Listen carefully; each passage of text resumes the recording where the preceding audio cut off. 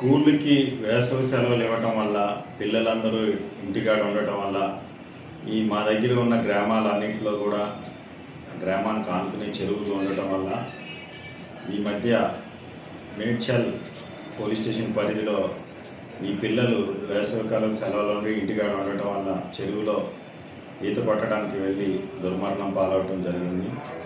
దీన్ని దృష్టిలో ఉంచుకుని తల్లిదండ్రులందరికీ చెప్పేదేమనగా పిల్లల్ని వీరు పనికి వెళ్ళినప్పుడు వాళ్ళకి చెరువుల్లో ఈతకి వెళ్లకుండా చూసుకోవటం అన్నది చాలా ముఖ్యమైన విషయం. ఎందుకంటే వాళ్ళకి సరిగా ఈత రాకపోవటం మరియు అవి ఎంత లోతున్నాయో వాళ్ళకి తెలియకపోవటం ఇవన్నీ కూడా వాళ్ళకి చెప్పి సరైన జాగ్రత్తలు తీసుకోవాలని మేడ్చల్ పరిధిలో అయినట్టు మన దగ్గర ఏమీ దుండిగల్ పరిధిలో కాకూడదనే ఉద్దేశంతో ఈ వీడియో చేయడం జరుగుతుంది.